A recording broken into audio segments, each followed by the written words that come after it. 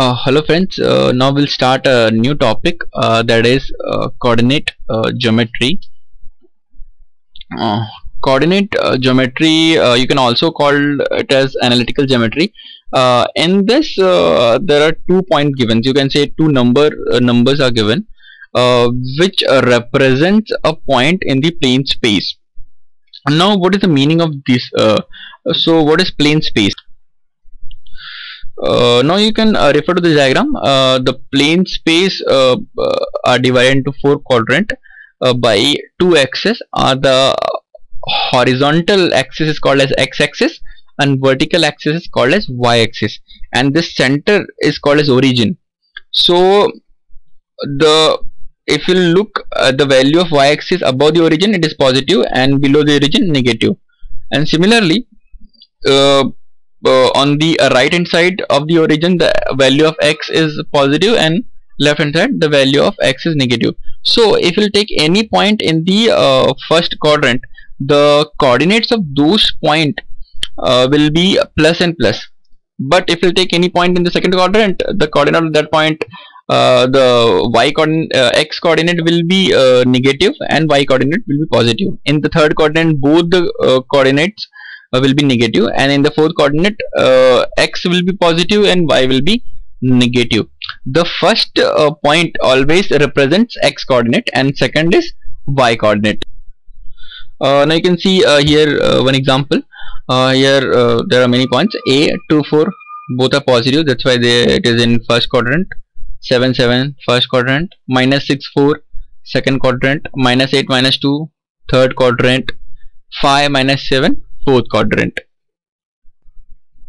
Now there is two very important points. The y coordinate of every point on x-axis is 0. That means suppose in x-axis, if you take any point, so for that the value of y coordinate will be always 0, and on the other hand, the x coordinate of every point on the y-axis is always 0. Suppose if you take any point on this y-axis, the x coordinate will be 0 always. Now we'll see some important formulas regarding coordinate geometry. The first one is a distance formula. If there are 2 points given in a plane and the coordinates of those 2 points is x1 y1 and the second point is x2 y2, then to find out the distance between those 2 points, you can use the formula given, that is pq is equal to square root of x2 minus x1 square plus y2 minus y1 square. If you have to find the distance of that point from the origin, you can take second point as 0 0. So the formula will become x square plus y square. Now here there is one simple example given.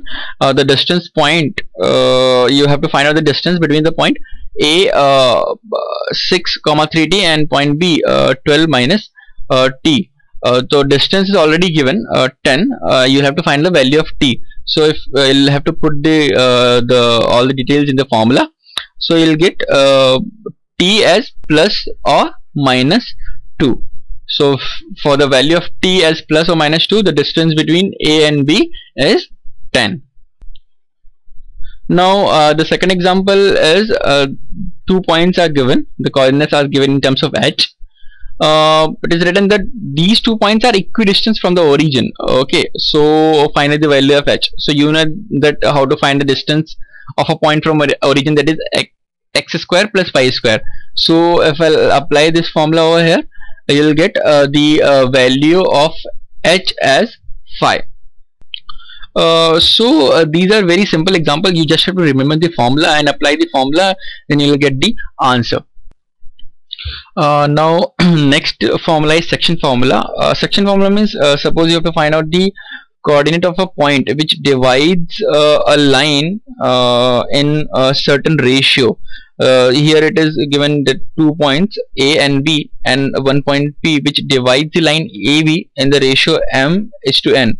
So the coordinates of P you can find out by this formula, mx2. That means you have to multiply this m with this x2 plus n x1 upon m plus n, and for the y coordinate you'll have to multiply m y2 and n y1 and divide by m plus n. So you can get the coordinate of P. We'll take one example to understand this in a much better way.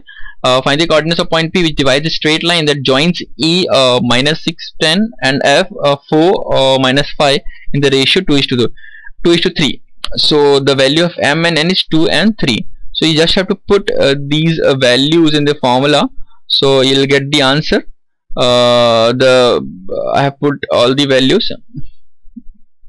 Now the answer which I'm getting is -2 and 4.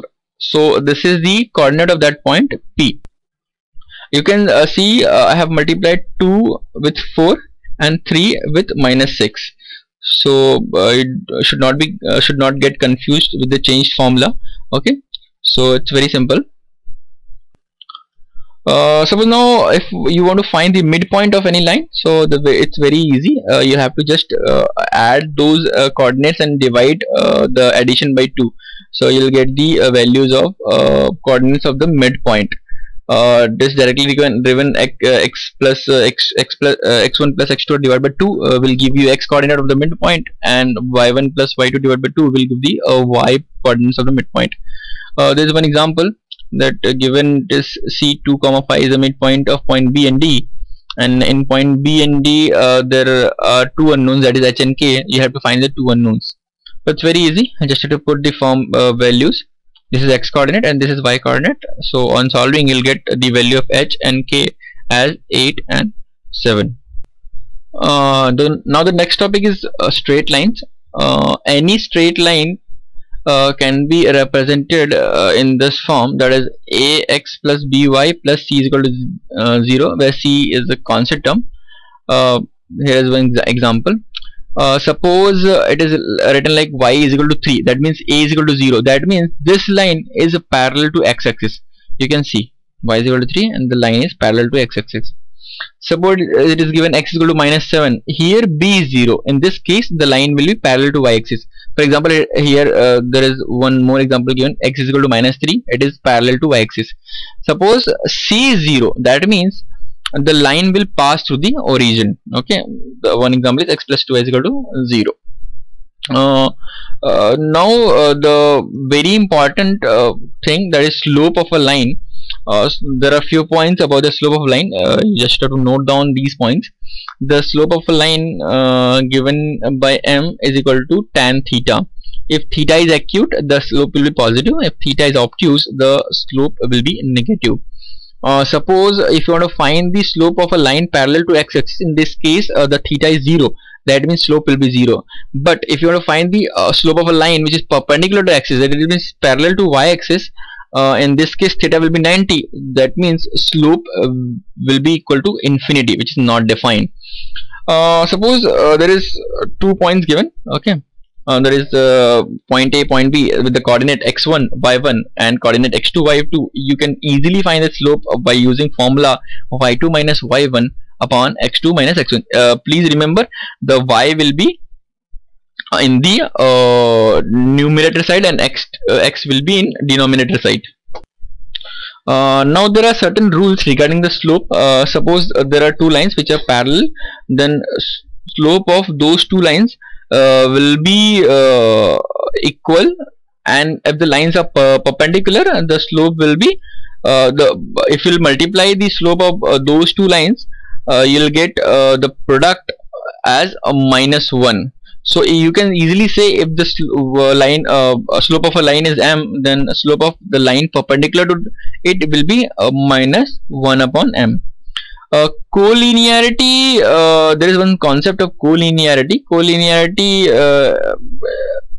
is if there are 3 points or 4 points lying in the same line. So it's very easy. Suppose it is given 3 points and you have to check whether the points are collinear or not. So you'll have to check first the slope.